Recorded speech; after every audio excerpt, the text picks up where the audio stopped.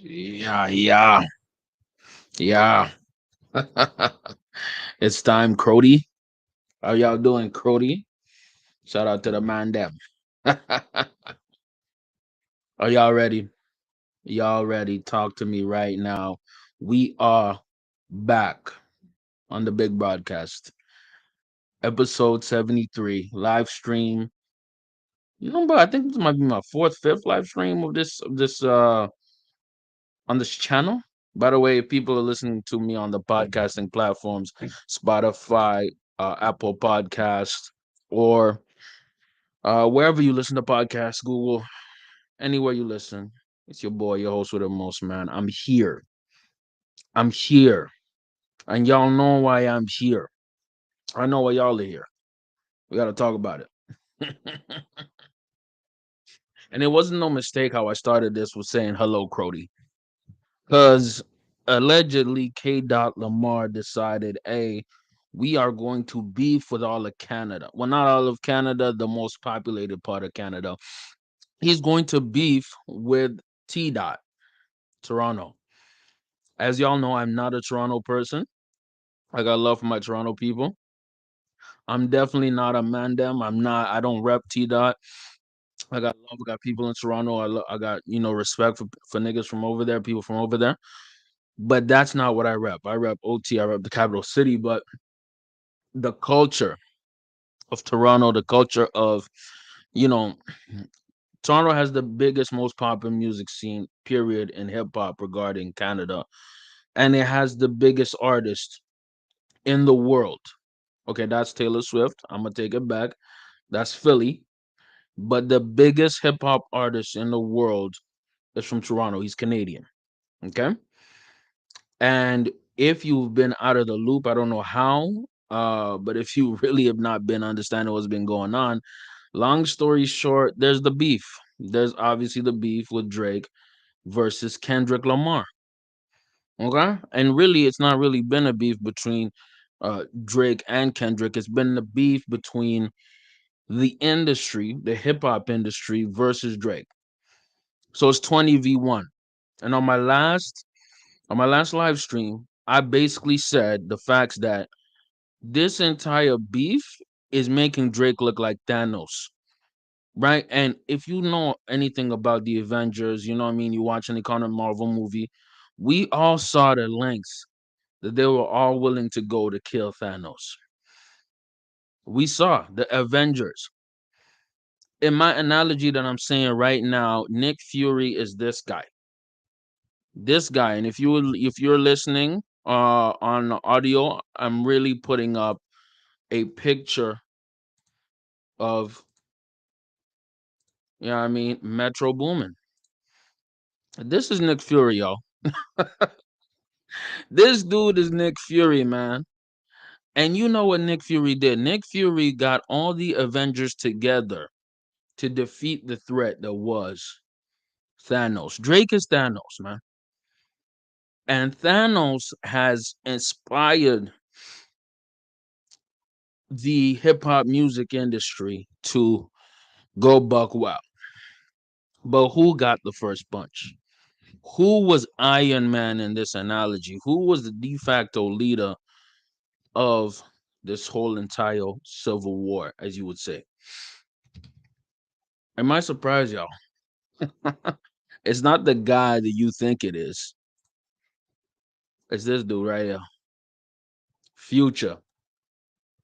Future is Future. Nick Fury is Metro Boomin, and Future is Iron Man.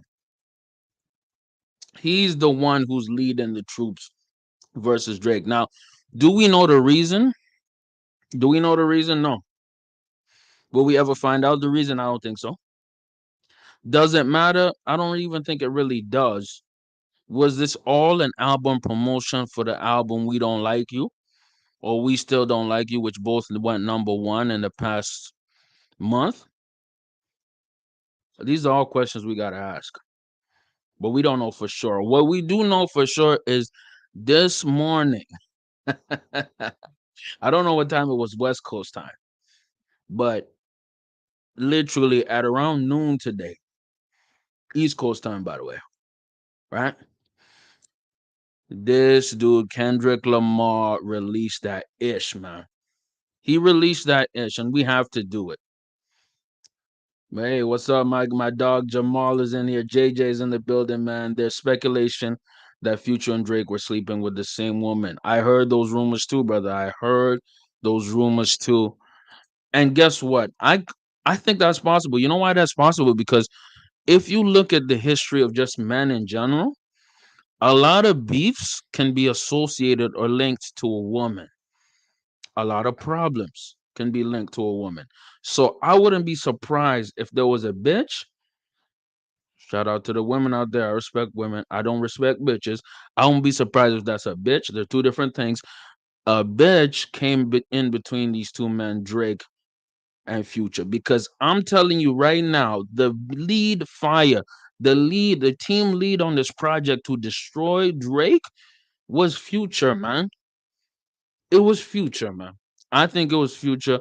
Ain't nobody gonna make me think I need different. I'm open to other suggestions, but I'm telling you right now, in my head top, just doing the calculations, this dude, Future, started and sparked herself. But anyways, y'all get the background. I'm assuming y'all know what happened, and I don't have to get into all the details. So, Future and Metro Boomin released their album "We Don't Like You," clearly talking about Drake. We don't trust you, my bad. Clearly talking about Drake, and then eventually comes the song "Like That" with Kendrick Lamar. Do I have to rehash that?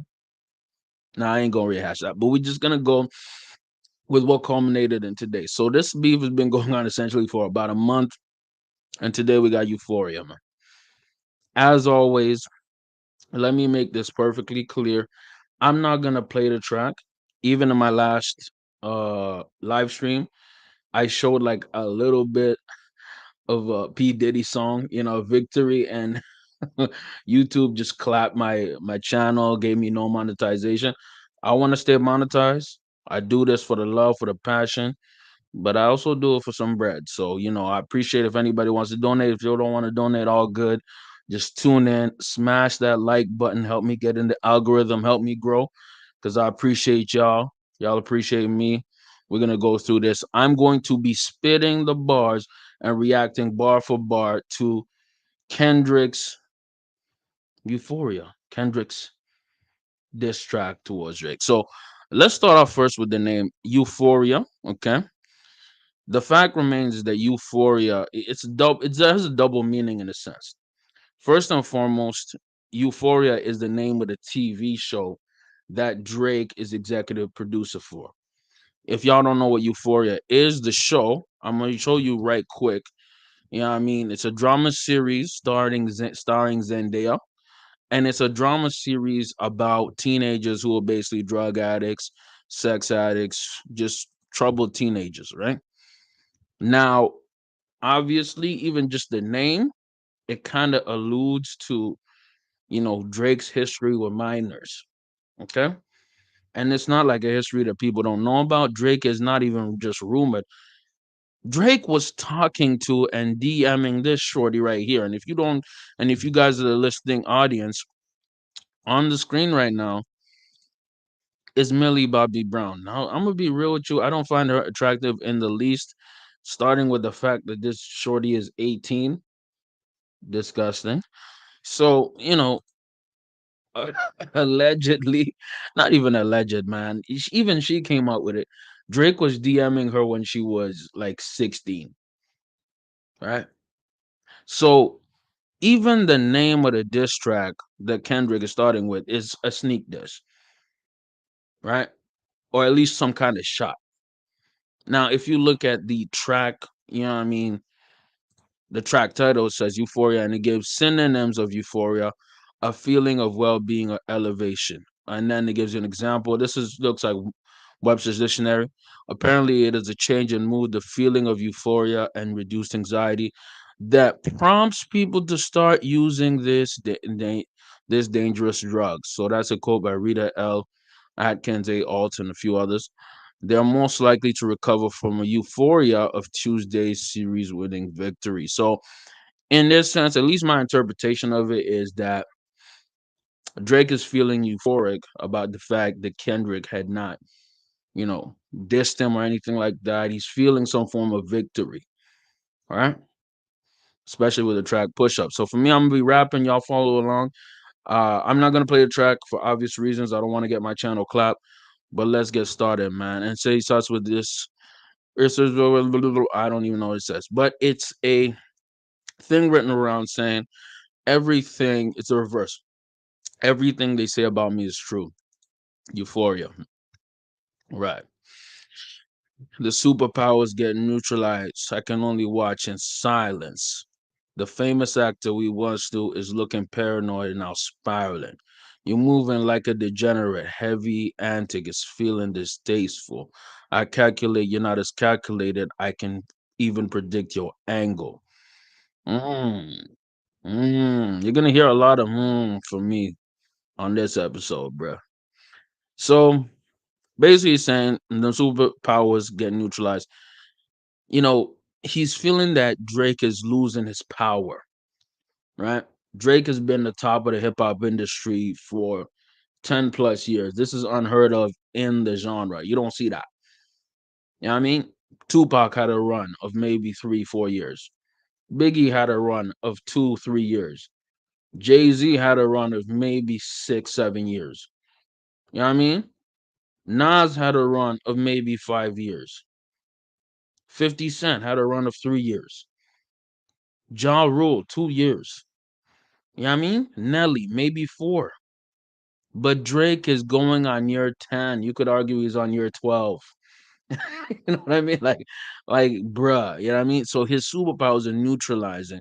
You're moving like a degenerate, heavy addict.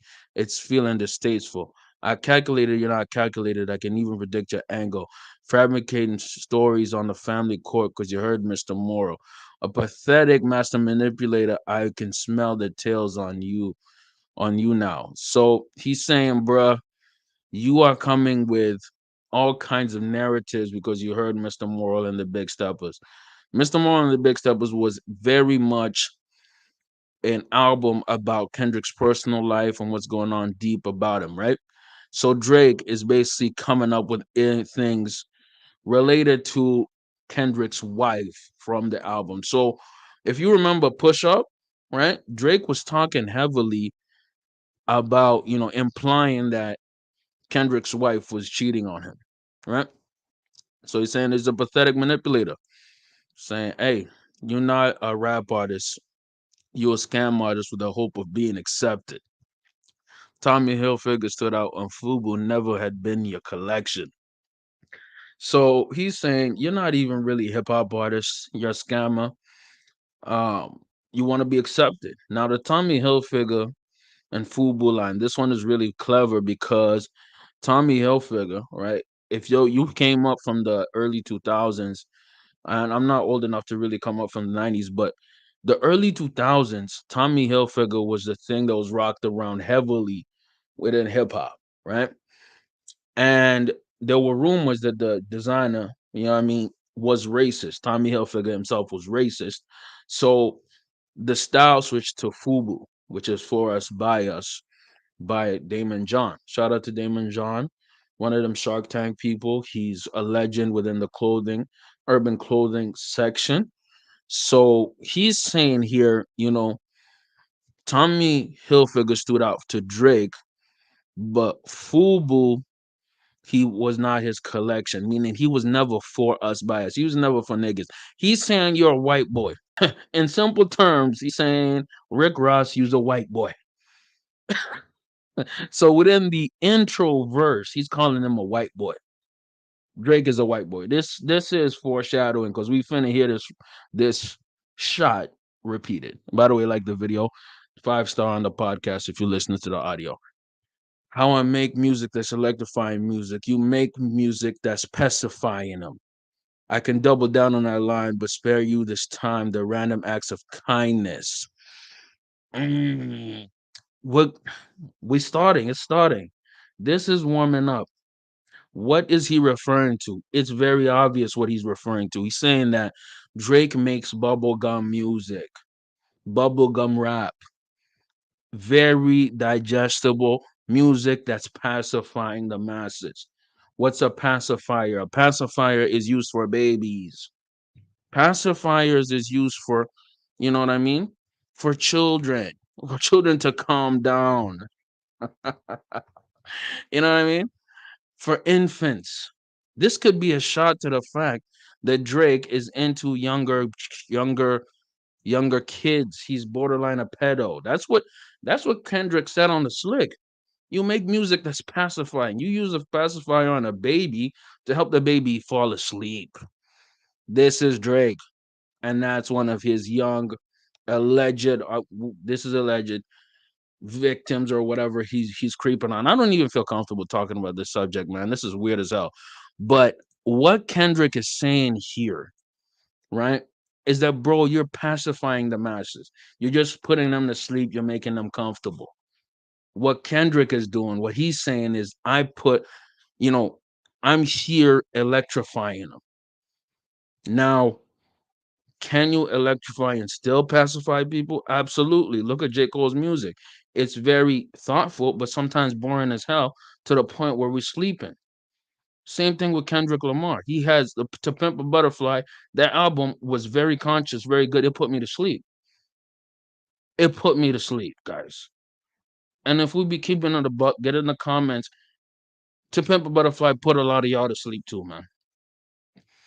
So it's kind of ironic he says this. Anyways, he says, I can double down on that line, but spare you this time the random acts of kindness. He says he could go deeper about that, go into the double entendre of it, of him being, borderline a pedo, but I'm going to spare you because it's a random act of kindness. Pretty cool. I kind of like it. I kind of like it. I'm feeling it. You know what I mean? He has a questionable relationship with minors, this guy, Drake, to say the least. So, hey, man, I like it. No, you a master manipulator, a habitual liar too. But don't tell me no lie. My bad. But don't tell no lie about me, and I won't tell truths about you. So these are kind of like little shots that Kendrick was putting in, not only the track, but just in general to let Drake know that this is potentially a round one, meaning that this song is not really the atomic bomb, the bazooka that he could launch on Drake. Yeah, interesting, interesting. So we're gonna get into it. As y'all can tell, I'm going detail for detail, man. I'm going really slow with it, but we're gonna reach a climax, man. I'll make sure y'all feel that climax properly. So let's go, man. So he says, "Yeah, I'm out the way. Yeah, I'm low. Okay. Yeah, the island right more remote. Okay. I ain't thinking about no reaper, nigga. I'm reaping what I sow. Okay. Got a Benjamin and a Jackson all in my house like I'm Joe. Okay. So obviously, double entendre, talking about, Jackson, Joe Jackson, you know what I mean? Going back on that MJ motif. Let's see what Rap Genius says. This is a callback to the line from Kendrick's feature verse on Like That. DOT, the money, power, respect, the last one is better. This may also be a reference to Michael Jackson, whom Kendrick compared Drake to on the aforementioned song, while comparing himself to Prince, an artist who notoriously had an ongoing beef with Michael Jackson throughout their lengthy careers. And at your best, you will like back, yup, nigga, Prince outlived my Jack. Interestingly, Ben is the title of a 1972 song about a pet rat written to the film of the same and performed by Michael Jackson, who also had a pet rat as a child. Damn, I didn't even know that. While Joe Jackson's the name of MJ's father, that could simply imply that Kendrick's sonning Drake. Yeah. Furthermore, Benjamin and Jackson may refer to Benjamin Franklin, Andrew Jackson. Oh, I didn't even catch that. Whose faces appear on the $100 bill and $20 bill, respectfully. The interpretation could suggest that Kendrick is likening himself to 40 to the 46 resident Joe Biden. Okay, maybe. I think that last line was kind of a stretch, saying, I Ben and Jack, I could see that, Andrew Jackson. When comparing himself to Joe Biden, Why would you compare yourself to a whole Biden? I'm not gonna get into politics on this podcast, man. That's for Patreon, dog. Don't get me in my political bag, bruh. Don't don't get me here. We're talking about Kendrick. So let's get back to on topic. Like the video on y'all way in, and by the way, appreciate y'all for spending the time with me as we dissect the song. Also, if you're listening to me on the podcasting platforms, 5 stars. But if you're here on YouTube, smash a like, get it in the comments. I would love to hear y'all speak. Hellcat made his homeboy and them sell they soul. Okay, everybody want to be a demon until they get chipped by my own by okay, everybody want to be demon until they get chipped by your throwaway. I might do a show a day, once a lame, always a lame. Oh, you thought the money, the power of fame would make you go away. Have you ever played? Have you ever? Okay, nigga, let's play. Have you ever walked your enemy down with a poker face? Have you ever paid 5,000, 100,000 to an open case? Well, I have not failed at both, but I came out straight. So, okay, so let's see where he's going with this. So, everybody want to be a demon till they get chipped by your throwaway. There's rumors that this is a reference to you know that like that being a throwaway verse, meaning it was what I mean, basically not the intended verse for the track. Meaning Kendrick rewrote his track for like that in order to insult Drake. So it was essentially a throwaway, right? So let's see what Rap Genius is thinking. That's what I was thinking. That's the rumors that I heard. And keep in mind that Future's middle name is actually Demon, which is, if you believe in scripture and the Bible, yes, Future does have some very demonic music. But I want to really emphasize right here, Future's name literally is Demon. I'm gonna zoom into this thing so y'all can see it even clearer, dog. His name literally is Demon. I hope y'all can see it right here. If you're watching it on the live stream, Demon, yeah, it's right there. So you know what I mean? There's double entendres. There's deep levels, deep cuts to what he's saying here. So let's see what Rap Genius says, right? Per Drake's request, Kendricks uses a unique entendre with numerous meanings in this line. There's a direct reference to the last few lines of Drake's Push Up, where Drake raps, "They ain't even everything I know. Don't make me demon up. This ain't even everything I know. Don't wake the demon up." Okay. I didn't even catch that. Okay. By the use of Hellcat in the previous bar, this is also used as a clever reference to Dodge Demon, the more powerful and drag racing oriented variant of the Hellcat. I like the drag demon, yo. Future's middle name is Demon. Yeah, that's what I was saying, right? Here, Kendrick is implying that Drake wanted to be Future until he got hurt, chipped by one of Future's old throwaway hoes. This goes back to the theory. Remember the theory that we were talking about? Remember the theory we were talking about that Drake and Future have a female in this old throwaway. By the way, shout out my dude Jamal JJ who brought that up. Jamal's on point. You know what I mean? He's tapped into this beef. Beef always starts with a bitch. Why do men go to war over bitches? Like replace them. Replace them. All right? Don't be like Chris Brown and be tender. You know what's crazy, man? This is a side note, right?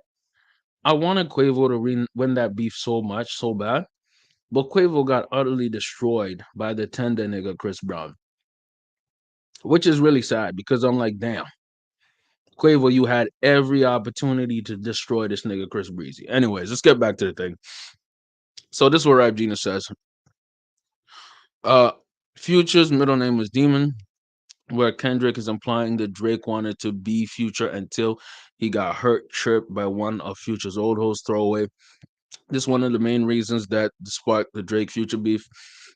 That is even somewhat revealed and for all the Doggers tracks. What would Future do? Unbeknownst to the rap world at the time, there was always a reference to Future's song Throwaway.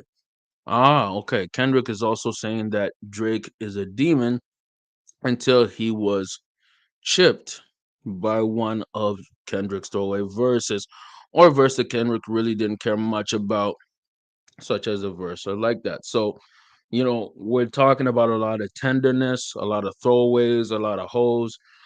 Basically, Drake got hurt by like that. Shook up the rap game, that diss track. But who orchestrated it? Future, because Future is the reason that song exists. You know what I mean? And I might do a show a day. Does Rap Genius says anything about that? Doesn't matter. Or you thought the money, power, or fame would make you go away. So this is coming back to the money, power, respect line from uh, from like that. The last one is better. Respect. You know what I mean? Have you ever played? Have you ever? Okay, nigga, let's play. Have you ever walked your enemy down like a poker face? Okay, okay. So Rap Genius says there's something deeper to this. I don't really see it. Um, so let's read it. Why not? You know what I mean? In the since deleted track, Taylor made freestyle. Jake takes shots as Kendrick street credibility, and Snoop's sounding AI generated verse. By the way, that Taylor made freestyle, I hated it. It was pathetic. It was sad, and I'm happy that it got deleted because if we're starting to play AI games in hip hop, might as well have robots start rapping, man. Might as well just do it because you're opening the portal of losing the soul of the artist, the soul of the genre, right? That's why we're so fascinated with rap beef. We love rap beef because it makes the genre more interesting. Let me tell you something. When was the last time we had two of the top artists in the game beefing? When? You could say Nas and Jay-Z, yes. What? How long was that? That was early 2000s. Like what? We're talking over 20, almost over 20 years ago, man. We're talking about 15 years ago, dog. I don't like it. I don't like it. But anyways, let's finish this annotation. Kendrick seemingly responds to this claims by asking Drake if he's ever walked the enemy down. So walking down, type of shootout. You know what I mean? And essentially, that's basically talking about his street cred. You know what I mean? So in slang terms, walking someone down refers to a shootout between two people where the aggressor progresses on the other shooter without fear of being gunned down. Throughout his discography, Kendrick sheds light on his upbringing and the regrets of his criminal and sinful past. He even alludes to killing a person or people, most notably in his sophomore album, Good Kid, Mad City. Posed the question, what if I told you I killed a nigga at 16? Would you believe me? Kendrick once again brings up his past, seemingly suggesting that he walked down someone in his past, and concludes by claiming that he walked away straight, which means good or unscathed. Throughout these lines, Kendrick claims his street credibility, debunking Drake's insinuation, and in turn questioning Drake's street credibility. So, for obvious reasons, these two guys are not street dudes at all. And this is why this rap beef is different. This rap beef is different is because the participants are not active street dudes, right? You look at an individual like FBG Duck, rest in peace. King Vaughn, rest in peace. Lil Durk, NBA Youngboy. Those beefs are considered very serious in our culture and hip hop culture and rap culture because they've led to deaths. They've led to people passing away. They could lead to even more deaths and wars. Real talk, because these niggas were willing to take it there. All right. And this is kind of foreshadowing to when we get to the end of the song. By the way, we're not even halfway in the track. It's crazy. But we might get when we get to the end of the track, there's some little violence to that, little threat to that. My bad. This ain't Young Dolph and Yo Gotti, because that rest in peace Dolph, because that led to violence. This is, at least from what we see, an exercise of a skills competition. If y'all watch battle rap, this is Murder Mook and Loaded Lux. I like Loaded Lux more. I'm biased. That's just me though. I like Arsenal too. That's my nigga. You know, but it's almost like an un it's an unsaid rule that within battle rap you don't smack or physically assault the person you're battling unless you're Math Hoffa. Shout out Math Hoffa, but that was crazy. You know what I mean? Shout out to my battle rap fans if you guys watch battle rap, right? That's what we're getting. That's the vibe we're getting between these two.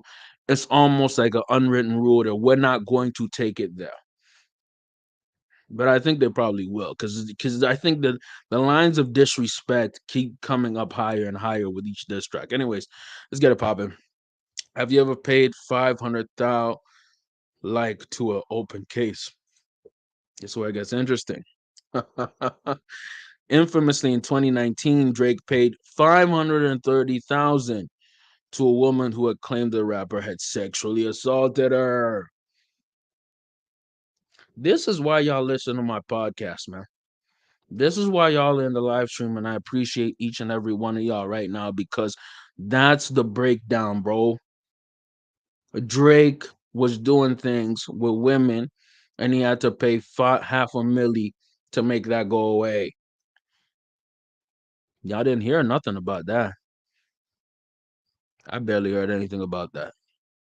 Like the video, appreciate that. Well, I have, and I failed at both, but I came out straight. So he came out straight. He came out good, despite his criminal past. I don't really think Kendrick has a criminal past like that, but he is, or he used to be on TDE. You know what I mean? And Top is, was in the streets. A lot of people on his label were in the streets or are actively in the streets. You know what I mean? Schoolboy Q is an active Hoover gang member. J Rock is an active Blood. Kendrick Lamar grew up in Compton, Compton Crips, Pyrus, Blood gangs. And if you listen to any of Kendrick's music, he makes a lot of blood related references. So there's a high chance that, I'm not saying that Kendrick is a gang member, but there's a high chance that he's affiliated or he knows a lot of gang members or he's cool with gang members. It's basically said in the track. So I hate when I rap, I talk about guns. When somebody died, they turn into nuns. The hip hop online, like, pray for my city. He faking for likes and digital hugs. So Kendrick is saying, man, hey, I hate when y'all fake rapping about guns and I'm really about that, and then you pray for your city. Drake is kind of known for that. Drake is kind of known for having that tough, I got shooters, I'm a boss type talk. But then he wants to say, pray for my city, digital hugs. He plays both sides. Drake does play both sides. His daddy a killer. He want to be Junior. They don't. They must have forgot the shit that they have done. So baby, that's Drake's daddy. Aunt parenthèse, Aunt Guillaume. Birdman. Drake is obviously signed to Birdman, or he used to be signed to Cash Money, Young Money. He want to be like his daddy. Dementia running his family, but let it get shaky. This might be a reference to 40. 40 has multiple sclerosis. You know what I mean? Shaky. Yeah. Uh, kind of crazy. I park your son. Parkinson's and make it, might be shaky running your family, Parkinson. I park your son. So he'll park you. He'll park you, son. You know what I mean? He'll park you, son. He's sonning them. You know what I mean? He's sonning Drake. This is the very first time I shot at Drake. The homie told me, aim it this way. I didn't point down enough today. I hope I show you I learned from those mistakes. So he's saying, man, I'm about to point at you, Drake. You know what I mean? The first time I aimed at you was through that, BET Cypher. You know what I mean? I'm gonna show you. I'm not gonna make that same mistake I made in that BAT cipher. I'm aiming direct. Somebody had to tell me that you got a ring on God. I'm really doubling the wage. So this bar is about how Drake bought a Tupac's ring. So if y'all go Watch on the screen here. You know what I mean? Drake bought $1 million Tupac ring right here. You know what I mean? And if you know anything, by the way, if people were listening on the audio, I'm showing pictures of Tupac's ring that Drake had bought for about $1 million. And this was around the time that Utopia by Travis Scott came out. Now, if you know anything about Kendrick, Kendrick is a major Tupac fan. And in essence, what K.Dot is saying is like, bruh, I'll double your wage to get that ring. You know what I mean? And as you see, he continues that. I'd rather do that than let a nigga make Pac turn in his grave. Cutthroat business, you got your shit twisted. What is it? The braids. So exactly like I just said, right? And by the way, I did do a bit of research before I even came on here. I try to stay informed by this because I love this. I love hip hop beefs. I love music. I love hip hop. I love rap. I love competition. I'm a competitive nigga myself. You know what I mean? So I like this. Essentially, here Pac is turning into his grave. I'd rather do that than let a Canadian nigga let Pac turn in his grave, especially with that AI stuff. You know what I mean? And ultimately, Pac's estate sent a cease and desist to Drake. And I believe that's one of the reasons the Tailor Made Freestyle got removed off the streaming services, right? Cutthroat business, you got shit twisted. What is it? The braids. Hey, you got things twisted. I hurt your feelings. You don't want to work with me no more. Okay. There's three ghosts left. I see two of them kissing and hugging on stage. Hey, there's three goats. He's talking about him, Kendrick. He's talking about him, Cole, and Drake, and kissing and hugging on stage. First person shooter, you know. Cole and Drake hugging on stage. I love them to death in 8 bars. I'll explain that phrase. Huh. Okay. So here it gets interesting. Kendrick is saying that he loves Drake and Cole to death, but is using this as a line as a setup for YMW Melly punchline 8 bars later. I'm just gonna clap. I'm just gonna clap. I'm gonna clap for the cleverness. This is a clever nigga, man. This is a clever nigga. But we're gonna get to my review of the whole thing after at the end. I might surprise y'all. I might surprise y'all. Stay tuned. Smash that like 5 stars for people listening on the audio. I really appreciate y'all for tuning in and tapping in with me. You know what I mean? Yeah, yeah. Osmosis blessed. CRODIE, what up, CRODIE? I don't even know who you are, but shout out to you for sliding, man. Appreciate y'all for tuning in, man. We out in here. We out here, man. So we going in. We're going in and in. You know what I mean? I can't talk to no silly, huh? You know I got language barriers, huh?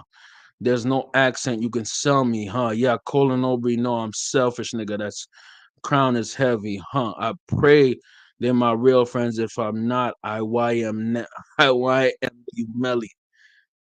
Ah. Crody, let's talk about it. What is he referring to? What is he saying with these bars? Nigga, let me tell y'all about YMW Melly. YMW Melly, YNW Melly is a rapper from Florida who, ironically, his last name is also Demons. You can't make this shit up. Let's go.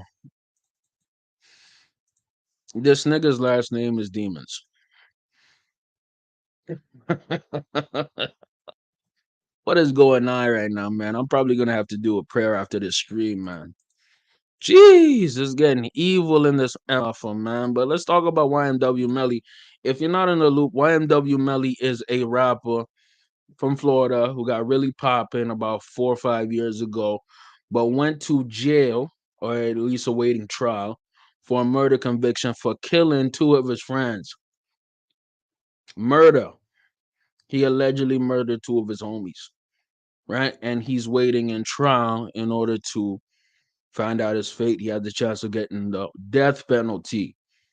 What is Kendrick saying? Kendrick is saying, bruh, even though y'all my homies, Drake and Cole, I will YNW Melly y'all niggas. I'm willing to kill y'all. That's demonic. That's demonic. But that fits with the theme of what's going on, you know what I mean? And like he says, 8 bars later, he explained it. He explained it about 8 bars later. If you go back to, you know what I mean, what he was saying. Wild. Wild. Let's keep it going, man. Let's get out. We having fun out here, man. Y'all having fun on this bitch? Y'all feeling like, osmosis bless? CRODIE. Where my CRODIEs at? You know what I mean? My man them. Kendrick is beefing with Canada, man. The biggest city in Canada. I don't like this, man. Let's keep it going, man. Let's get it popping. I don't like you popping shit of Pharrell. For him, I inherit the beef. Yeah, fuck all that pushing P. Let me see you push a T. That was my favorite line in the diss track. If you better pulling it, you better off spinning again on him. You think about pushing me. So I didn't get the Pharrell bar. So let's see what the Rap Genius annotation saying, right? On Travis Scott's July 2023 track Meltdown, Drake sends a shot of Pharrell in the verse on the song, man. Fuck all that spinning and narrative shit. I melt down the chains that I bought from your boss. Give a fuck about all that heritage shit. Since V not around, the members that hung up the Louis, they don't even wear that shit. Don't come to the boy by repairing some shit. Don't come to the boy by sparing some shit. Oh, okay. Okay, I kind of see it. Just 4 months after Farah had made his men's creative director for Louis Vuitton, replacing the previous director, the late Virgil Abloh, Drake makes it seem as though the company had quickly had become antiquated and unpopular. He also notes that he scraped a chain designed by Skateboard P. Fans noted that Drake sporting a chain made by Pharrell in the official music video for the November 2022 track Jumbotron shit popping. If it was intended indeed melted down, it would be extremely disrespectful to Pharrell, and so that Drake destroyed one of his pieces of art. Kendrick tells Pharrell knows that he can sit on the wayside of this one if he would like, letting Drake know that the song acts as a response to the NERD producer as well. He then makes a double entendre with Pharrell's name in the next bar, in the next line, telling Drake to stop pushing P, which is both a warning to Drake to stop trying to get a Pharrell as well as the title of Gunna's January 22 smash hit Pushing P. So this is kind of interesting because if you go on Twitter, right, Gunna maybe an hour after, I mean, after this track came out, Gunna on his personal Twitter said, "Man, what's happening?" Basically, he's saying, "What the hell's going on, man? Why am I in it?" You know what I mean? Like literally the 50 Cent meme. You know what I mean? Why you saying F me for?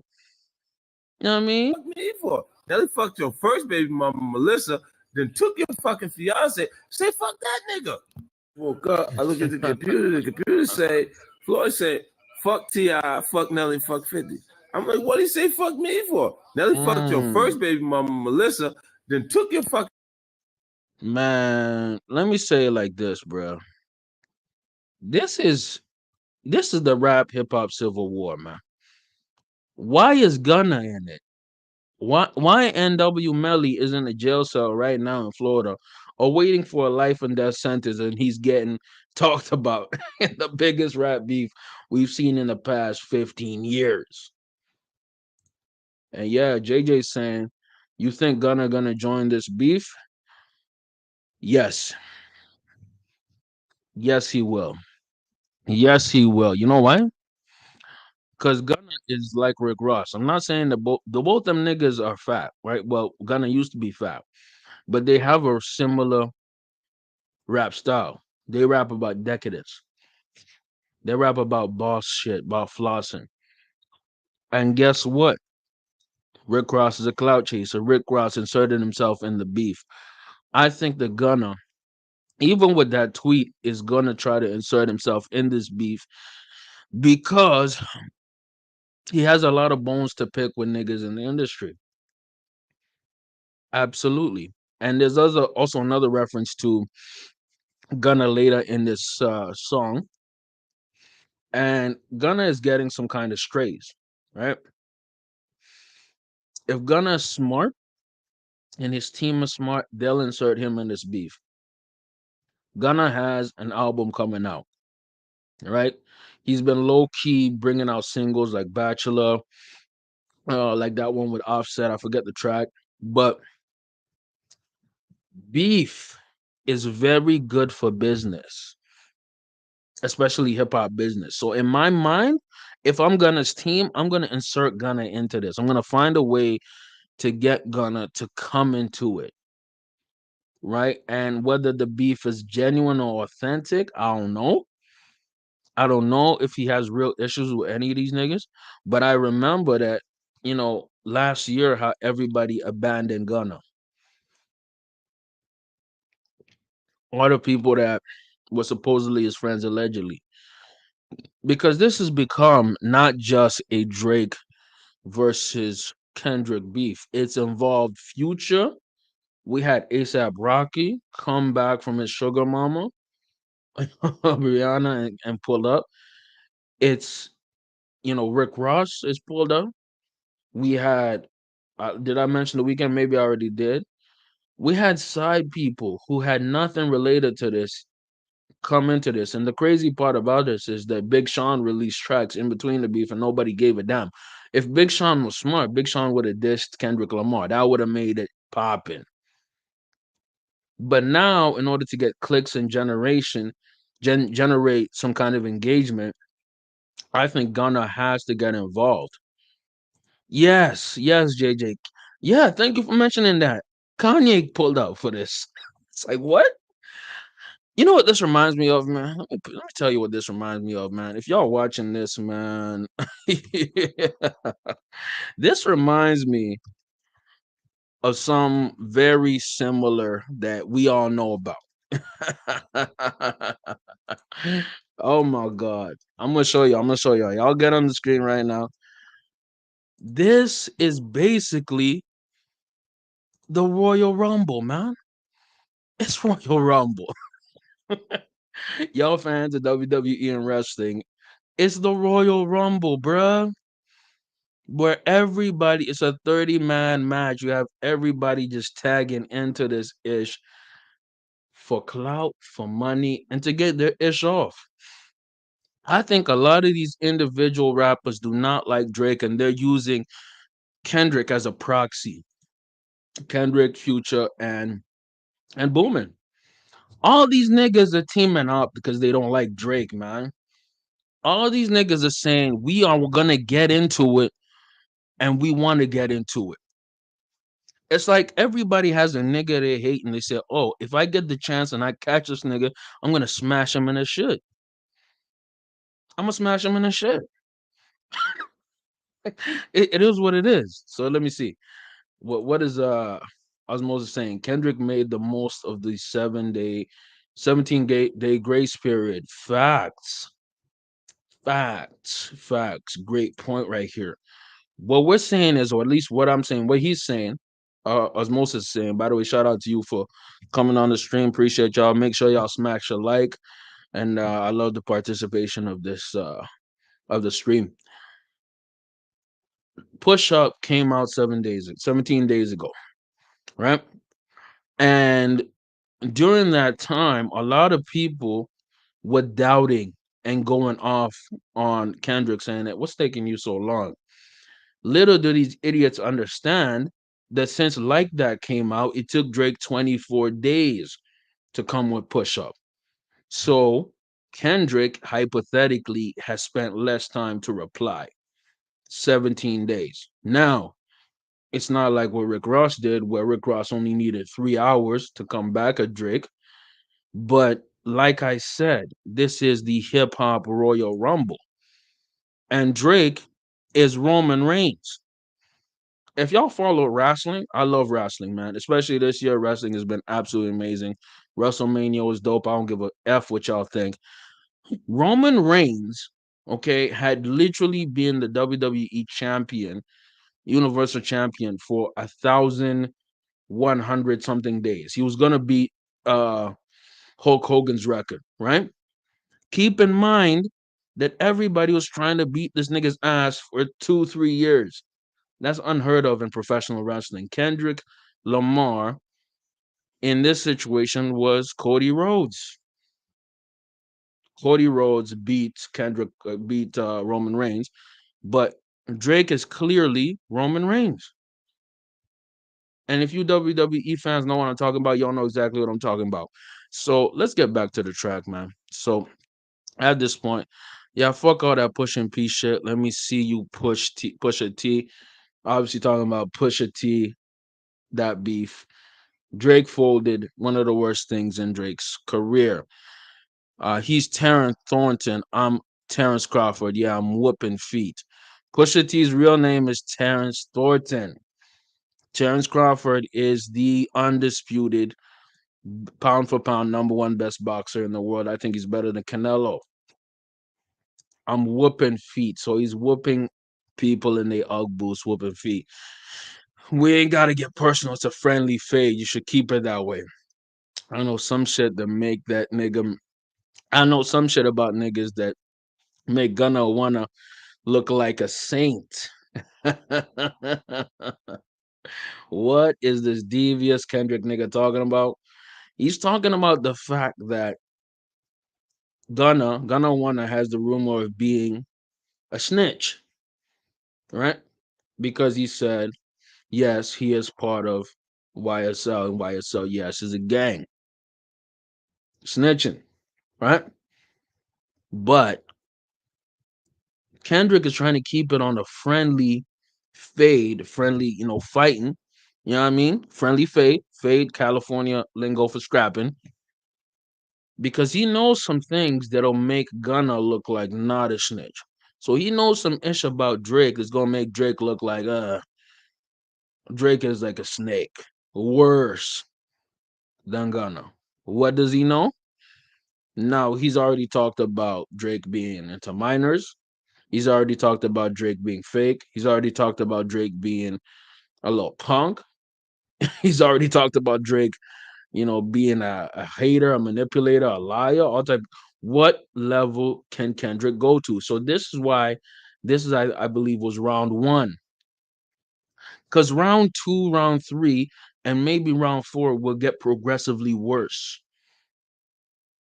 Is Kendrick implying that Drake is a big snitch? Is Kendrick implying that Drake is a FAGGOT or a bad bitch? We're gonna get to that. We definitely gonna get to that. We having fun on the stream, motherfuckers. Let's go. This ain't about critics, not about gimmicks, not about who the greatest. It's always been love and hate. Now let me say I'm the biggest hater. We're going into God mode. I hate the way that you talk, the way that you talk, the way that you dress. I hate the way that you sneak this. If I catch a flight, it's gonna be direct. We hate the bitches who fuck because they confuse themselves with real women. I notice I said we. It's not just me. I'm talking about the culture feeling. Whoa, whoa! I hate the way that he talk. I hate the way that he dress, bro, bro. The biggest hater. See, Joe Button said something kind of funny, and he said it on the DJ Academic stream, saying that we need to bring hate back in hip hop. Hate is becoming mainstream. Oh my god, he said I'm the biggest hater. So I hate the way that you talk, the way that you walk. I hate the way that you dress. So this is, as Rap Genius says, it's basically a reference to DMX on the Breakfast Club. Do you like Drake? And Legendary X. I'm not gonna play it because I have a feeling it might crack up my. Should I play it? Get in the chat. Should I play it? YouTube might crack me up. Get in the comments, man. And F it, I'll play it. I don't care, man. Rest in peace to X, man. One of my favorite rappers of all time, a legend. Let's see what he You says like about Drake? this. You like Drake? No. My man. He didn't even say a little bit. He didn't even say halfway. That's my guy right there. No. That's why X is necessary in the game right there. Man. Now, why don't you like Drake? I don't like anything about Drake. My I don't like his voice. I don't like what he talks about. I don't. I be trying to I don't tell like these his people. face. I don't like the way he walks. Like nothing. I don't like his haircut. I might just let me shut up. I'll just stop. Oh, that's devious. That's demonic. He says, I don't like anything about him. I don't like his face. I don't like the way he talks. But you know what? Really think about it, man. Anybody with an old school conscious hip hop point of view who came from the DMX era don't like a nigga like Drake. You know what I mean? Appreciate that, JJ. I was gonna do it for y'all anyways, man. If I get demonetized, it is what it is. I don't care. I'm doing this stream for the love. I appreciate y'all. And YouTube can be on this bullshit. I don't care. Uh Anybody from the 90s, from DMX's era, Drake is an insult to the game that he grew up loving and watching, man. If you really think about it, DMX was in that era with Pac, with Biggie, with Mobb Deep, with Snoop, with Nate Dogg. You know what I mean? With Birdman. You're talking about Hot Boys. Talking about Scarface. Goody Mob, Two Live Crew. He's coming from an era when light skinned niggas were just doing R&B. Light skinned niggas were not rapping. Light skinned niggas was not rapping about their feelings. It's an insult to a nigga, a real one like DMX. This guy, Drake, is the antithesis of what he is. This is the same nigga that brought us a classic Where the Hood At. He barks on tracks. And then you have a nigga, I'm man, I find your love, man. I'm man, I find your heart. And this nigga is talking about where the hood, where the hood, where the hood at. You know what I mean? Like, yes, this guy is the true definition of what a Drake hater is, or the opposite of what a Drake is.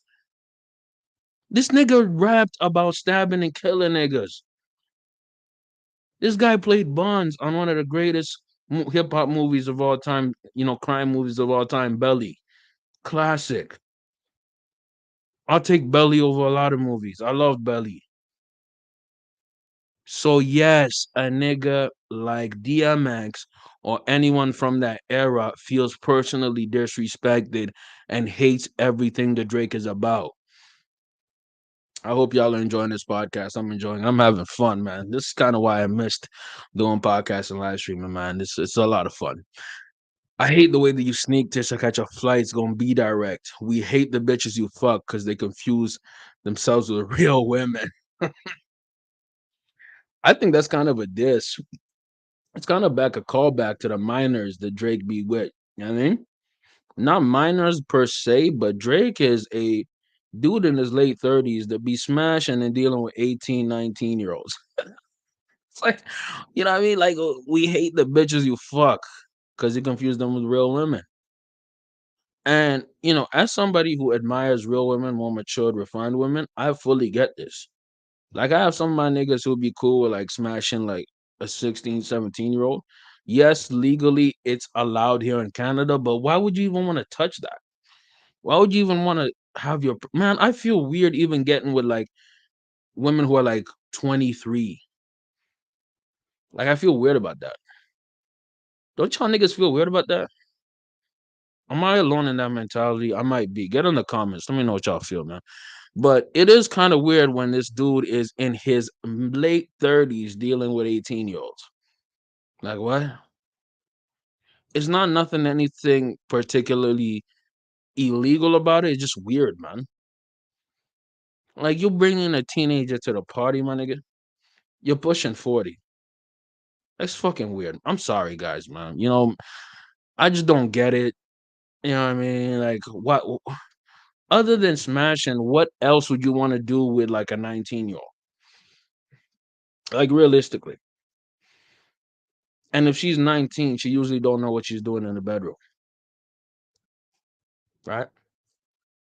Anyways, enough about that. I'm not gonna get graphic. I know this week is not just me. I'm what the culture feeling. How many fairy tale stories about your life till we had enough? How many more black features do you feel that you're black enough? I like the Drake with melodies. I don't like the Drake that act tough. You gonna make a nigga bring back up Puff. Let me see if Chubbs really crashed something. So he's saying that, hey man, we all are not feeling the fact that you deal with women who are creepily very young. We all don't, you know what I mean? There's multiple people who have a problem with that. That's what he's saying. How many black features do you need to feel like you're black enough? Drake has this thing where he likes having the most hood gangster rappers as features in his tracks who will be more considered black. And this is a callback to the colorism conversation. You know what I mean? We're talking about, Drake is a dude who doesn't feel accepted within the black community, right? And Drake has alluded to that in some of his songs. So being black enough, you know what I mean? How many do you need to be black enough? He likes Drake's with the melodies. He don't like Drake when he acts tough because Drake is known for his melodies, right? He's not known for being a gangster rapper. You know what I mean? And says you gonna make me bring up back Puff and let me see if Chubbs really crashed or something. So he's saying, hey man, I might bring up that Puff incident where Puff Daddy, P. Diddy, the diddler, um, allegedly punched Drake. So this was at I believe, which party was it? This was at DJ Khaled's party. And allegedly the diddler punched Drake in the shit. He punched Drake. So, anyways, let me see what I was supposed to say. Not illegal, but definitely weird. A 38-year-old, most 18-year-olds could be his kids. Yes. Great point, Osmosis. Great point. A wise one once said, when you say teenager, how old are we? Oh my God. How old is we talking? Oh, JJ, you a fool for that one. You crazy, my nigga. Oh man. But guess where that nigga is? That nigga is in a jail cell. But anyways, man, apparently the diddler punched Drake in his ish because Drake had stolen the track 0 to 100 a beat, and Diddler wasn't happy about that. Not at all. Yeah, your first one, like my last one, it's a class 'cause you don't have one. Let your core audience stomach that, then tell them how you got your abs done. V12, this is a fast one. Bow, bow, last one. Okay. So where are we going with this? Long story short, Kendrick here is saying, hey man, my last track was a classic. You know what I mean? My first track, Good Kid, Mad City, Mr. Moral and Big Stepper was classic. I don't think that was a classic personally, but it is what it is. Let your core audience stomach that and tell me where you got your abs from. Drake allegedly got his abs sculpted. V12, that's a past one. Bow, bow, bow, last one. Headshot of the year. You better walk around like Daft Punk. Daft Punk, uh, EDM group, they always wear masks, you know what I mean, to hide their identities. Clever. Remember, a top dog, who the fuck they think they playing with? Extortion, my middle name, as soon as they jumped off the plane, bitch. So this is a reference back to Top Dog. You know, there's rumors that LA be having a lot of extortion on rappers, meaning a lot of rappers come to LA and they have to check in, you know what I mean, pay a fee to gang members for protection or at least some kind of, uh, security so that they don't get robbed or they don't get taken advantage of or something like that. So he's saying extortion my middle name as soon as you jump off the plane, bitch. He's saying If you are to come to LA, you're gonna get extorted right quick. That's what he's saying. I'm allergic to that lame shit. Only you being famous. Yachty. Oh wait, I kind of missed that track. I kind of missed that. Yachty can't give you no swag neither. I don't give a fuck about who you're hanging with. I hate the way that you talk, the way that you walk. I hate the way that you dress. Surprised you wanted that feature request. You know we got some shit to address. I even hate when you say the word nigga, but that's just me, I guess.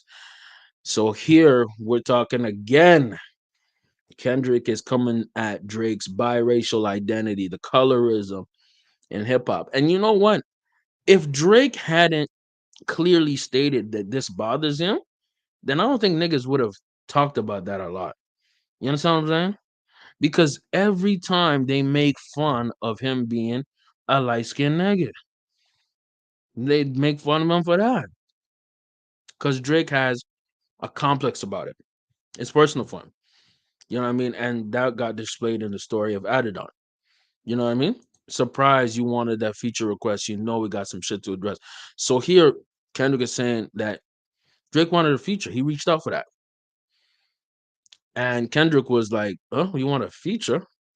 We gotta address some ish. And by the way, Drake and Kendrick, they've already made tracks together. Poetic Justice. You know what I mean? This was 10 plus years ago. They have some ish to address. So Kendrick is just like, I even hate the way you say nigga. It is true that the some ways the light skinned dudes, like half mixed dudes, say nigga. You can kind of know if they've been around black folks at all or if they're just not really like that. Ironically, like that. You know what I mean?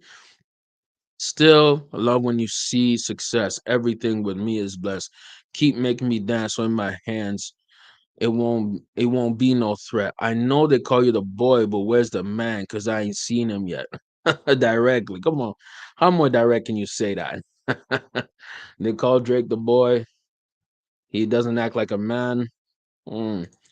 Matter of fact, I ain't bleed him yet. Can I bleed him? Bleed him is LA slang for, beat him, man, get him in his ass, fight him, go off on him. When I see you stand by Sexyy Red, I believe you see two bad bitches. Come on, man. Do I even have to explain that bar? I believe you don't like women. That's real competition. You might pop ass with him. I love it. I love it. Ain't no need for double entendres. Ain't no metaphors. You are a homosexual, man. When I see you with other women, you're looking at them as competition because women who just are naturally competitive to each other. Women, let me just tell y'all the truth, they hate each other. And if you're a woman listening to this podcast, you can tell me if I'm wrong or not. But for the most part, women dislike each other, man. You might pop ass with them. So meaning you might pop that booty in the club with them, or you might, in a sense, smash dudes with them. See, women are so competitive and hate each other so much, they'll compete with each other during the threesome. Ask me how I know. Let's keep on going. Let's pop it. Let's speak on percentage. Show me your splits. I made sure I double back with you. You got signed to a nigga that got signed to a nigga that said he got signed to that nigga. Here we're talking about how this was Pusha T who originally came up with this, by the way. All right. Where in Exodus 23:1, Rap Genius got this. You sign to one nigga that signed to another nigga that signs to three niggas. Now that's bad luck. Drake is infamous. Maybe not current Drake right now, but Drake is infamous to being signed to multiple rappers. Signed to Young Money, signed to Jay Prince and Jazz Prince, signed with Birdman and Cash Money, signed to Lucian Grange and Universal Music. That's four niggas. And obviously a white man at the top, Lucian Grange. See, the more hip hop changes, the more it stays the same. By the way, that man is Jewish. Lucian Grange is a Jewish man. That's just an observation. That's not a conspiracy. That's not me being any kind of anti Semitic. Don't put me in any of them boxes. But the owner of Universal Music Group is a 60-year-old Jewish man. Let me show you who he is. Get in the comments, man. I want to know if y'all knew that this is the guy who's benefiting out of all this entire beef. Like, I'm gonna keep on bringing this up because I don't think niggas understand how ridiculous this is. This is the man that won the beef, by the way. Just take this in. This is the real winner of the beef. A 60-year-old Jewish man, Jewish billionaire called Lucian Grange. Niggas gonna kill each other just for a Jewish man to get rich. That's awesome. It's an observation that he's Jewish. I don't hate anybody. I'm not anti-Semitic, but it's just hilarious how this is the dude that's gonna make the most money out of this beef. He got knighted by Prince Charles. Interesting. Just an observation. I might need to do a Patreon episode about this because I can go in, but I won't go in. We're on certain platforms that I have no control of. Interesting. So he says Drake definitely don't use nigga in his vocabulary outside his rap lyrics. Facts. Absolutely facts.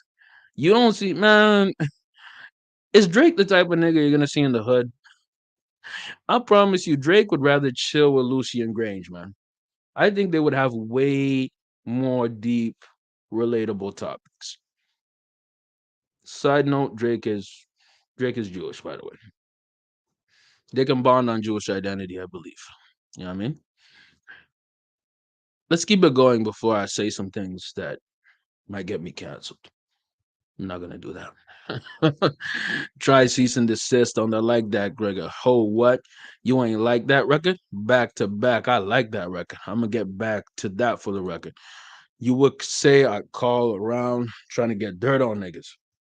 Y'all think all my life is rap. That's whole shit. I got a son to raise.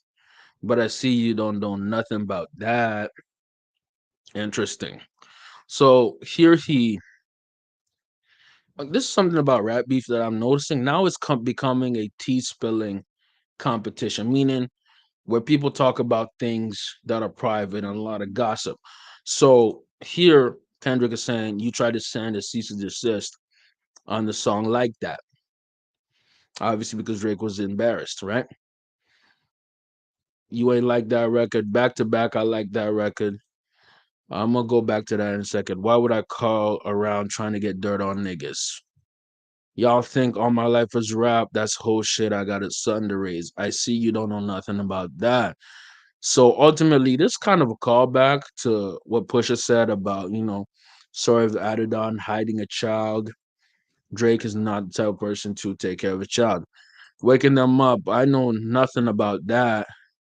Waking them up, know nothing about that. Tell them how to pray, know nothing about that. Give them the tools to walk through life back like day to day, know nothing about that. Teach them morals, integrity, discipline. Listen, man, you don't know nothing about that. Speaking truth and consider the God considering. You don't know nothing about that. Ain't 20v1, it's 1v20. If I gotta smack the niggas that right with you. How more direct can you get? Ultimately, he's saying, bruh, you don't have substance. You don't have any kind of morals. You pacify the masses. You know nothing about deep morals, integrity, principles. You don't know nothing about that. Being a good father, you don't know nothing about that, which alludes back to the beginning. Kendrick says, I make music to electrify niggas. You make music to pacify niggas. You don't make music of real substance and real influence within the rap game. Is he wrong? That's for you to tell. Yeah, bring him out. I clean him out them too. Tell Beam that he better stay right with you. And I'm battling ghost to AI. Nigga feeling like Joe Hill Austin. Funny. He was in the film AI. Clearly referencing He's clearly referencing tailor-made freestyle. Is he fighting ghosts at AI? You know what I mean? And he's talking about Joel Osteen. You know what I mean? Um, hmm. So here's what Rap Genius says. Joel Osteen is a famous pastor from Houston, Texas. Joel has famously been impersonated multiple times, including being impersonated by AI, which plays into the lyricism. The reference to Joel Osteen could also be a play off Ghost, since Osteen is a pastor and the Christian God of the Trinity, including the Holy Ghost. Haley Joel Osteen is an actor who starred in the 2001 movie AI and the 1999 movie The Sixth Sense. Both Am I Battling AI a Ghost? And funny, he was in a film called AI. I direct references to Osmond. Oh, okay, I didn't know that. In The Sixth Sense, Osmond's character famously said that he could see dead people. So, like Osmond's character, Kendrick is battling ghosts and AI. I didn't even know that. Kendrick could be deliberately confusing both Joel Osteen and Haley Joel Osteen to play on the idea that he does not know who he is battling. I didn't know that. That's a bar I had no idea about. You learn something new every day. And my sixth sense telling me to off him. Sixth sense, Haley Joel Osman, I'm a blick niggas all in their coffin. Yeah, OVO niggas is dick riders. Tell them to run to America to imitate heritage. They can't imitate the violence. OVO. Mm. Still a shot to the Canadians. What I learned is niggas don't like the West Coast, and I'm fine with that. I push a line with it. I pick a nigga off on one at a time with it. We can be on three for our time difference. I speak on my fam. Oh, this is where it gets interesting. Don't speak on my family, CRODIE. It get deep in the family, CRODIE. Talk about me and my family, CRODIE. Someone gonna bleed in your family, CRODIE. I be a new whole king eating rice with a dip sauce and blammy, CRODIE. Tell me you cheesing, fam. You can do this right now on the camera, CRODIE. Hey, fuck y'all niggas. I don't trust y'all niggas. I wave one fingers and thumb y'all niggas. Field goal punch y'all niggas. Stay punk y'all niggas. Ready never took my food. Whoever fuck over there, fuck y'all niggas. Fuck the industry too. If you take it there, I'm gonna take it further. Psh, that's something you don't want to do. You don't want to hear you. We don't want to hear you say nigga no more. We don't want to hear you say nigga no more. Yes, I think that was the best part of the rap, the diss. You know what I mean? Toronto niggas punching the air right now. Facts, JJ. What's happening now is that Kendrick has beefed with an entire city. And because a lot of niggas rep Toronto and love Toronto, and Toronto's the most populous city in Canada, he indirectly beefed Canada. That's why I called it that. That's why I called it is Kendrick beef in Canada. He's definitely beef in Toronto. I'm telling you right now, if K.Dot or any of TDE decides to go to Toronto, it might get murky for them. It might get murky. And for me, I'm not trying to say this like, you know, Toronto has the greatest demons and gangsters in the world. No, I'm just saying this as a matter of fact that Toronto's not a city that got weak niggas. It definitely is not. There's a lot of rappers, American rappers, who got their chain took, who got beat up, slapped up, disrespected, got shot at in Toronto. And the Toronto hip hop music scene has not exploded to how big as it should be because a lot of Toronto rappers kill each other or end up in jail. That's just the fact. They eliminate each other or they eliminate themselves by going to jail. That's why a lot of Toronto rappers have not blown up. I'm just giving you facts right now. You know what I mean? So when you know Kendrick goes off, don't speak on the family, CRODIE. It can get deep in the family, CRODIE. Talk about me and my family, CRODIE. Someone gonna bleed in your family, CRODIE. I be on New Home King eating rice Fried rice with sauce dumplings and a blammy. Crody blammy is a gun. Toronto slang. Tell me you cheesing, fam. He's pissed. Cheesing. I'm cheese. Toronto slang. You know what I mean? We can do this right on camera. Crody. Hey, fuck y'all niggas. I don't trust y'all niggas. Long story short, man. K.Dot is saying, hey, you can Majin Buu and fake have accents from other cultures. I'm finna do the Uno reverse card on you, soldier boy. I'm gonna go start saying Crody. Niggas don't even know what Crody means. These American niggas won't even understand this. But now niggas are gonna start saying Crody all the time. By the way, Euphoria on YouTube has some 7 million views as the time I'm speaking right now. Let me go. Let me go. If you go on the YouTube channel, my bad, it has 5.4 million views right now. Insane, insane, and that was released just 8 hours ago. I promise you, 24 hours from now, it's gonna have 10 million. 10 million. If you get the chance to listen to it, and ultimately, the last few bars saying, "Hey, whoever you fucking with, fuck them niggas and fuck the industry too." Kendrick saying, "Hey, anybody you with, they're catching smoke." Mm. And it says, if you take it there, I'm taking it further. That's something you don't want to do. These are the threats of violence that have been echoed a few times in this track. And ultimately, the end and the outro is we don't want to hear you say nigga no more. We don't want to hear you say nigga no more. A direct reference to Champagne Promises and what Rick Ross was saying, white boy. You know what I mean? Crazy, crazy. And Osmosis here with the commentary. After this drops, the Leafs lose. Toronto gonna be flooded with tears, fam. Facts, facts. They're gonna be flooded with tears. Let's see how the Toronto Maple Leafs are doing, man. They're actually playing tonight. Funny enough, they're playing the Boston Bruins. They're actually playing right now. They actually have a one score up, but Boston is beating them 3-1 in the series. Toronto is looking bad right now. T.B.B is looking really, really bad. Oh man, what a day to drop this. But you know what? There's only one hope. There's one hope. There's one nigga, one Toronto nigga that can give these people hope. Actually, two of them. This is one of them right here. And if people aren't watching the screen or listen to audio, we're talking about Jamal Murray and what he did to LeBron last night. I'm a LeBron fan. I don't care what y'all say. But Jamal Murray, the Kitchener, Toronto GTA man, he's the reset. He's the only hope for Toronto at this point.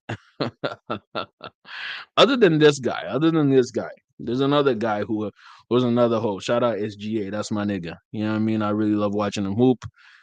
And it looks like SGA might be playing the Mavericks, and it would be hilarious if SGA, or it might play the Clippers. You know what I mean?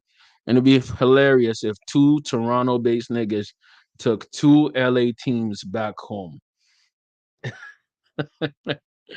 So I'll say it like this: we've been on here for an hour 30, right? What is my final take and review of Euphoria? Long story short,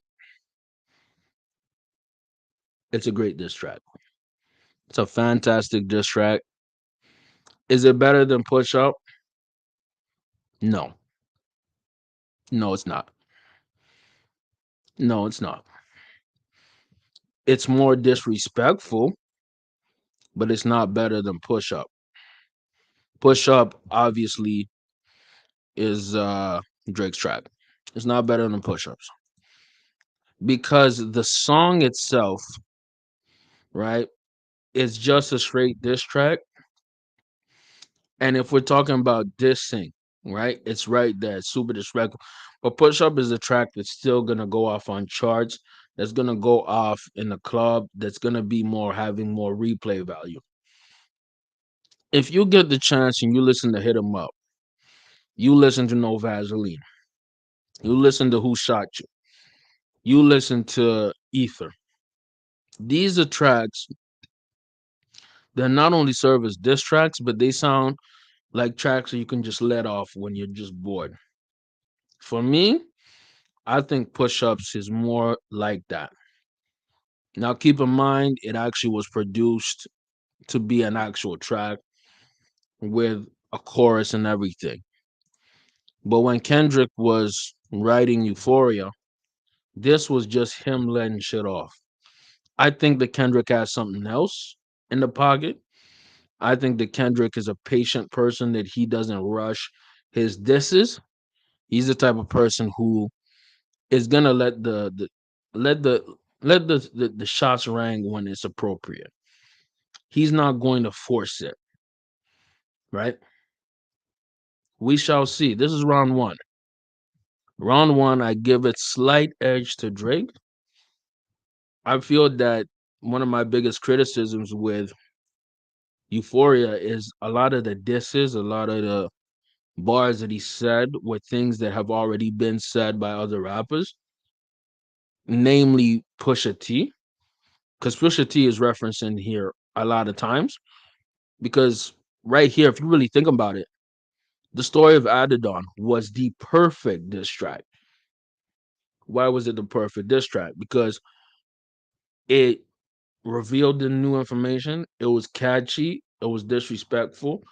It was everything that you need in a diss track. I didn't get that feeling when I heard Euphoria. I felt like it was very disrespectful, but it didn't blow me away to the levels that the story of Adidon did. Right. And interestingly enough, Rick Ross had already started that white boy trend regarding Drake. So it almost seems like, Kendrick is just piggybacking. But Kendrick is clever, so he put entendres, metaphors, and all these things. JJ just said, them 3 beat flips on Euphoria be hitting though. Yeah, yeah, and Kendrick is known for that. Yeah, no, I will agree with that. I will agree with that.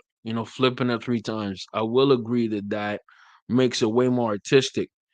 But what we're really seeing here is the more conscious, deeper side of hip hop versus the mainstream pop side of hip hop. And they're fighting and combating. And this has always happened with, let me show you these two individuals. Uh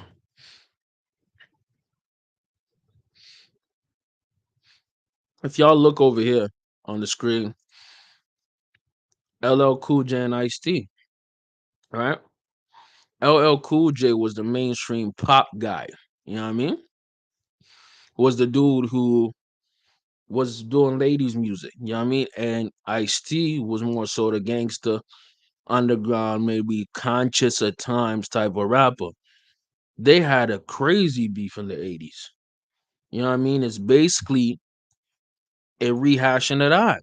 And they were all-star big superstar rappers in the 80s. Jay-Z versus Nas. Look at Jay-Z versus Nas. Nas represented the conscious side of hip hop. You know what I mean? And Jay-Z not. Jay-Z was the mainstream, you know what I mean? Side. What is Osmosis saying? Let's see what Kendrick used Drake own oil to fry Drake. Even using Toronto slang against him. That was clever. I'm gonna give Kendrick that. That was very clever. He even referenced uh, a store in Toronto. Let me actually pull it up right here. I be a new Ho Kim eating fried rice with a dip sauce and a blammy. CRODIE. New Ho King. It's a restaurant up in Toronto. You know what I mean? These guys have threatened to be in each other's ends. Drake says in push-ups that he's more popular in Cali and in Compton than Kendrick is. Funny enough, if you really think about it, a lot of Cali people they're not major Kendrick fans. They're obviously fans of Kendrick because he's from the section, he's from the West Coast. But you know, West Coast niggas really are not big fans of Kendrick. Kendrick's biggest fan base are white liberals, man. You go to a Kendrick concert, you're not gonna see a lot of West Coast niggas, man. You're gonna see a lot of leftist white people. Just keeping it real. Just keeping it real. You know. At the same time, Toronto is full of that. So if Kendrick has a concert in Toronto, he's gonna have that audience. Drake has so much wide mainstream appeal. I wouldn't be surprised if he pops off in Cali. I wouldn't be surprised if he had a huge fan base in California. Not at all. So let's see what happens. Let's see what happens. Personally, I got Drake 1-0 in this. I could even go 1-1 for both of them.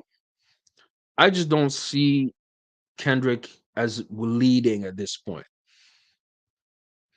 Kendrick is either tied or is down 1 point to Drake. I think Push Up was a very, very, very, very good diss track. And it was just a good song because in general, it's it'll pop off more. It's gonna be more popular. Now, if you it depends who you are as well, right? If you're more on the conscious side of hip hop, more lyrical side of hip hop, this is exactly what you into. Kendrick, I like both. I like mainstream and I like the deep, lyrical side. I like both. I just think that Drake and the song Push Up, he's fighting 17, 19, 20 niggas, and Kendrick had all the time, 17 days, to focus on one target. So I put that in my calculation as well. I'm thinking this dude is fighting 17 niggas, this guy's fighting one. So at the very least, the best you can give Kendrick is a tie, or you could give Drake the one up because Drake is doing more, obviously, with less. Now, you could use the argument Drake has ghostwriters. Most of rap has ghostwriters. You could say the argument that, Drake is fake, Drake is phony, Drake ain't like that. Think about it like this, Kendrick is not really like that either. Kendrick's a civilian, like Drake. You know what I mean? You could say a lot of things that will X out the conversation on both angles, is what I'm trying to say here. And you could come to similar conclusions. What I'm saying is, I like this. I would rate Euphoria a 8.5 out of 10. Push Up is a 9. And ironically, the person who actually had the best diss track, in my opinion, was Champagne, you know what I mean? Champagne Moments, which was Rick Ross. I think that was just the most complete diss track. You know what I mean? That's just how I feel. But let me know how y'all feel. Let me know how y'all feel in my podcast audience, the uh, YouTube audience. I appreciate Osmosis for coming in, JJ for tapping in. I done gave y'all 133 minutes, an hour and 33 minutes, and I hope y'all enjoyed. Euphoria, Kendrick beefing with Canada, and the CRODIE and the Mandem. I got Drake 1-0, round one. I have a prediction. I have a prediction. I predict that Drake is going to come back in less than 3 days from now, if not even tonight. I believe that Drake is going to say things that are very personal and disrespectful. I don't even think that I don't think this is going to be long, man. When I say I don't think this is going to be long, I don't think this beef is going to be drawn out. I think that Kendrick has a monster diss track he's waiting on. Kendrick might even put it on the album. I believe that Drake has something big that he's dropping on. And I think that's going to be the grand finale. Now, I don't hope it doesn't go to violence because that's possible, but I know that they have more in the tuck. And that's what I'm excited for. That's going to really decide the winner of this beef. the next round. By the way, shout out Jamal, man. You're coming in here saying Chris Brown had the best track hands down. I believe you. I personally have Rick Ross number one, Chris Brown number two, and then Drake number three. Kendrick right now with Euphoria is number four, but he's battling it out with Drake. Chris Breezy shocked me with his diss track, fam. Shocked me. I was like, God damn, what the hell is going on? But that's just the nature of it, man. That's the nature of hip hop. I appreciate each and every one of y'all for tapping in here with me, participating, listening on the audio. It's been a pleasure, man. Big broadcast episode 73, bruh. Appreciate y'all, and I'm out.